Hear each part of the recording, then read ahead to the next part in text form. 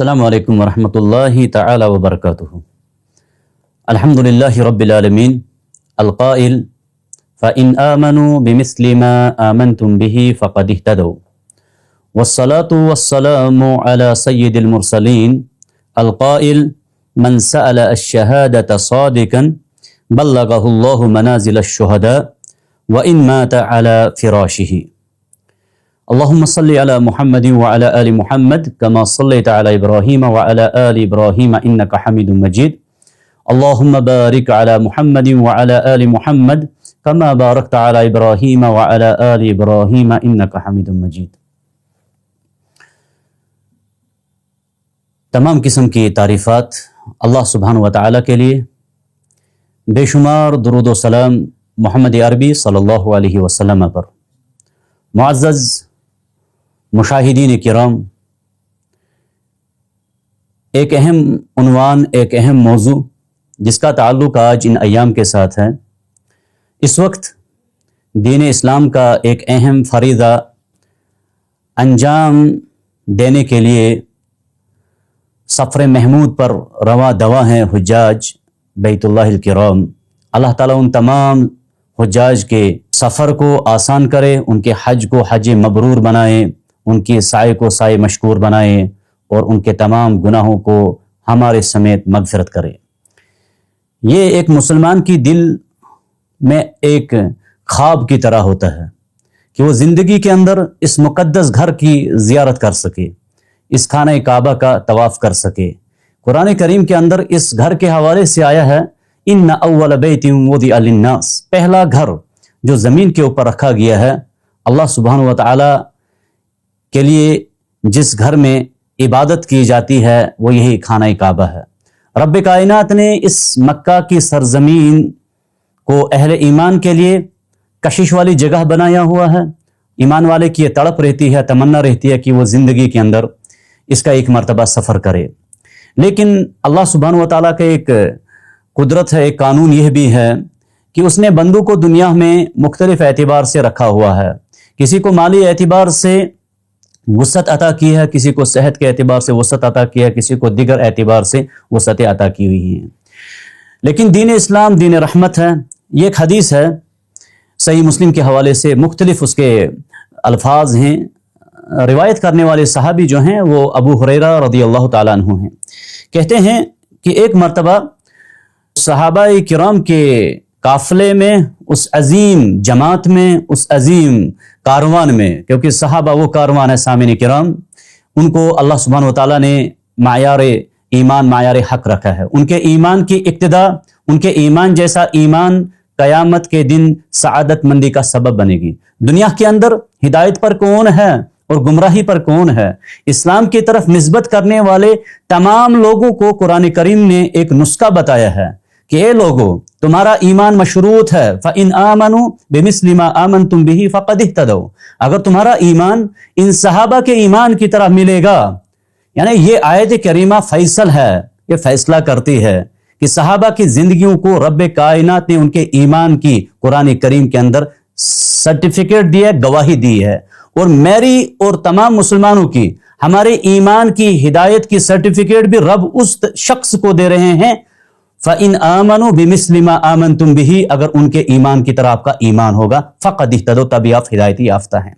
یہی صحابہ کرام مختلف قسم کے ان کے بھی زندگیاں تھیں، ان میں سے کچھ تھے جو صاحب ثروت تھے، مالدار تھے، ان میں سے کچھ ایسے تھے جن کے پاس مال نہیں تھا، لیکن ان کے پاس جو مال والا شخص تھا سامعین کرام، وہ اپنے مال کے ذریعے سے اس دین اسلام کو مضبوط کرنے کے لیے اپنے مال کو صرف کرتا تھا۔ اسی لیے جو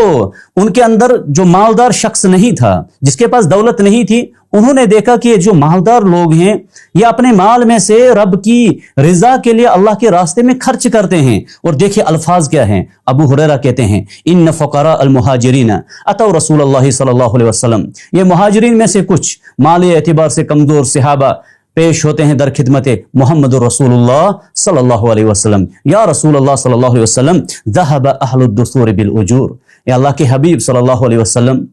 یہ جو مالدار لوگ ہیں نا، یہ اجر و ثواب میں ہم سے آگے بڑھ گئے،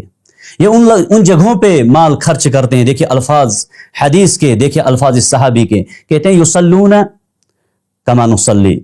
ہم نماز پڑھتے ہیں، یہ مالدار صحابہ یہ بھی نماز پڑھتے ہیں، یصومون کما نصوم، ہم روزہ رکھتے ہیں، وہ بھی روزہ رکھتے ہیں جیسے ہم روزہ رکھتے ہیں، لیکن آگے کہا وَيَتَصَدَّقُونَ وَلَا نَتَصَدَّقُ، وہ صدقہ کرتے ہیں لیکن ہم صدقہ نہیں کر سکتے ہیں۔ صدقے کے ذریعے سے یہ جو مقامات اللہ کے پاس درجات حاصل کر رہے ہیں، جنات کے، اللہ کی رضا کو دنیا کے اندر حاصل کرتے ہیں، وہ ہم سے نہیں ہو سکتا ہے۔ اب سامنے ہیں رہبر کائنات محمد رسول اللہ صلی اللہ علیہ وسلم، وہ کسی بھی سائل کو، کسی بھی وقت آئے ہوئے سائل کو مایوس ہو کر واپس ہونے نہیں دیتے تھے۔ یہی حال ہوا ان مہاجرین کے ساتھ بھی۔ اللہ کے حبیب صلی اللہ علیہ وسلم نے فرمایا، اے میرے ساتھیو، کیا میں تمہیں ایسے اعمال نہ بتاؤں جس کے ذریعے سے تم بلند مقامات کو پہنچ جاؤ گے؟ مختلف قسم کے الفاظ آئے ہیں، ایک روایت میں آپ کے سامنے پیش کرنا چاہوں گا۔ اللہ کے نبی علیہ الصلوۃ والسلام نے ان سے فرمایا کہ تم ان کے مقامات کو، ان کے مراتب کو پہنچ سکتے ہو، ان کے درجات کو پہنچ سکتے ہو۔ کس حال میں؟ جبکہ آپ کے پاس مال نہیں ہے۔ یہی میرا موضوع بھی ہے کہ اس وقت وہ لوگ جن کو حج بیت اللہ کے لیے طاقت نہیں ہے، وسعت نہیں ہے، کوئی رکاوٹ ہے، کیا ثواب وہ گھر میں بیٹھ کر حاصل کر سکتے ہیں؟ ضرور کر سکتے ہیں۔ نبی رحمت صلی اللہ علیہ وسلم کی وہ حدیث مبارکہ جو صحیح مسلم کے اندر موجود، سنن ابی داؤد کے اندر موجود ہے، فرمایا من سأل الشہادۃ صادقا، جس نے سچے دل سے اللہ کی راہ میں خود کو قربان کرنے کا خواب دیکھا، سچائی کے ساتھ ارادہ کیا، بلغہ اللہ منازل الشہداء، اللہ تعالیٰ قیامت کے دن اس کو شہداء کا وہ منزل، وہ مقام حاصل کرے گا۔ وَإِن مَاتَ عَلَى فِرَاشِهِ، اگرچہ اس کو موت بستر پر آئے گی، نیت سچی ہو، ارادہ پختہ ہو، اور اگر دل کے اندر ایک انسان یہ ارادہ تھام لے، بٹھا لے کہ اگر رب کائنات نے مجھے مال عطا کیا، میں دنیا میں اس مال کے ذریعے سے رب کی رضا حاصل کرتا اور حج بیت اللہ کرتا، یہ ارادہ رکھے گا ایک شخص۔ اگر یہ ارادہ پختہ ہے، اگر یہ ارادہ صحیح ہے، تو نبی رحمت صلی اللہ علیہ وسلم کی حدیث مبارک ہے، اللہ سبحانہ و تعالیٰ اگر وہ اس کا سفر نہیں بھی کیا تو اس کو وہ ثواب عطا کر دیتا ہے۔ وہ ایک اور حدیث ہے صحیح مسلم کے حوالے سے، نبی رحمت صلی اللہ علیہ وسلم نے ایک مرتبہ فرمایا، ایک سفر میں صحابہ جنگ پہ تھے، نبی علیہ السلام نے فرمایا کچھ صحابہ ہیں جو مدینہ کے اندر ہیں، جن کو وہاں سے نکلنے میں مرض نے روکا ہوا ہے، بیماری نے روکا ہوا ہے، لیکن برابر وہ آپ کے ساتھ ثواب میں شریک ہیں۔ وہ کون لوگ تھے جن کا ارادہ تھا نکلنے کا لیکن ان کو کوئی رکاوٹ آ گئی؟ عبادات کے اندر، فرض کے اندر، واجبات کے اندر ایک انسان پختہ ارادہ کیا ہوا ہوگا، اگر اس کو کوئی رکاوٹ آ جاتی ہے تو اللہ سبحانہ و تعالیٰ نے اس شخص کے لیے اجر اور ثواب کے دروازے جو ہے نا وہ کھول کر رکھے ہوئے ہیں۔ ان صحابہ کو اللہ کے نبی نے فرمایا تم نماز کے بعد 33 مرتبہ سبحان اللہ، 33 مرتبہ الحمدللہ، 33 مرتبہ اللہ اکبر پڑھیے، آپ اس مقام، اس منزل، اس درجے کو پہنچ جاؤ گے جہاں پر وہ مالدار صحابہ پہنچیں گے یا پہنچے ہیں، تم بھی اس کو حاصل کر سکتے ہو۔ اور دیکھیے صحابہ کا رشک کیا تھا، ان صحابہ نے، جب مالدار صحابہ نے سنا نا اللہ کے نبی نے ان کو یہ عمل بتایا، انہوں نے بھی یہ کرنا شروع کیا۔ پھر یہ صحابہ ایک اللہ کے حبیب صلی اللہ علیہ وسلم اب جو عمل ہم کر رہے تھے وہ بھی کرنے لگے۔ پھر اللہ کے نبی نے فرمایا ذالک فضل اللہ یؤتیہ من یشاء، اللہ جس کو چاہتا ہے اپنا فضل عطا کرتا ہے۔ تو میں مختصر اس وقت کے اندر ایک دو عمل کا تذکرہ کرنا چاہوں گا۔ اگر ایک شخص ارادہ صحیح ہو، اللہ کی رضا اس کا مقصد ہو، اللہ کی خوشنودی اس کا مقصد ہو، اگر وہ حج کا سفر نہیں کرتا ہے کسی موانع اور رکاوٹ کی وجہ سے، ایسا نہیں ہے کہ حج کی طاقت بھی ہے، کر بھی سکتا ہے لیکن وہ ان اعمال کو اختیار کرے گا، نہیں، اس کا حج ادا نہیں ہوگا۔ حج کے لیے اس کو سفر ضرور کرنا ہے، لیکن اگر اس کے پاس رکاوٹ ہے، اس کے پاس موانع ہیں، دولت نہیں ہے، مریض ہے، سفر نہیں کر سکتا ہے، اس کے لیے اعمال سامعین کرام اور مختصر چھوٹے سے اعمال ہیں، یہ کرنے کی ہم میں سے تقریباً ہر شخص یہ طاقت رکھتا ہے۔ پہلا عمل صحیح حدیث کے اندر نبی رحمت صلی اللہ علیہ وسلم نے فرمایا اور یہ ہر شخص کر سکتا ہے، اور اس حدیث کے اندر تاکید بھی آئی ہے۔ ذرا سامعین کرام اس حدیث کو ملاحظہ کیجئے، سماعت کیجئے۔ اللہ کے نبی علیہ السلام نے فرمایا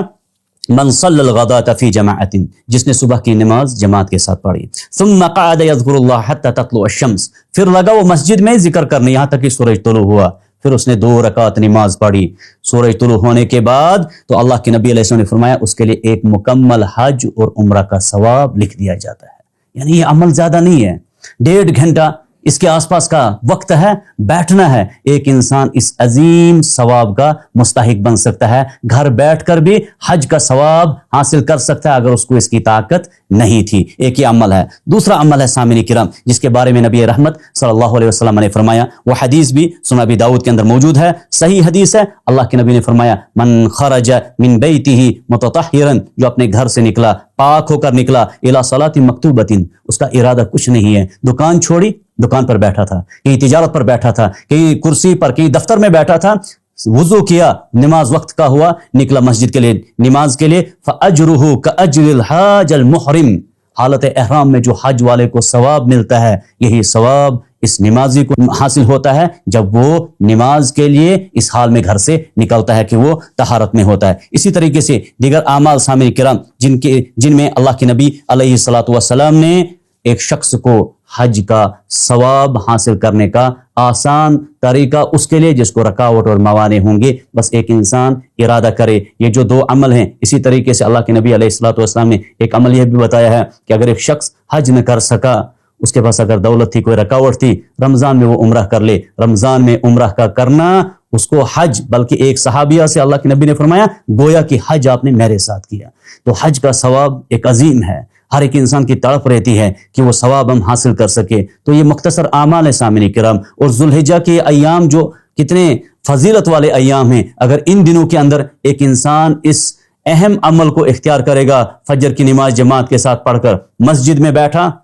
جب تک سورج طلوع ہوا اور پھر 2 رکعت نماز پڑھی، تو ایک حج کا ثواب، عمرہ کا ثواب یہ حاصل لے کر مسجد سے نکل سکتا ہے۔ اور مختصر عمل ہے، اور کوشش کرے گا ہم میں سے ہر وہ شخص جس کے اندر ایمان ہے کہ ہم ان اعمال کو خود بھی اختیار کریں، دوسروں کو بھی اس کی طرف دعوت دیں، ترغیب کریں۔ اللہ سبحانہ و تعالیٰ سے دعا ہے کہ اللہ تعالیٰ ہمیں بھی ان لوگوں میں سے بنائیں جن کی نیتیں خالص ہیں، جو ہمیشہ اللہ کی رضا کے لیے، اچھے اعمال کے لیے کاوشیں کرتے ہیں۔ اقول قولی ھذا استغفر اللہ لی ولکم ولسائر المسلمین فاستغفروہ انہ هو الغفور الرحیم۔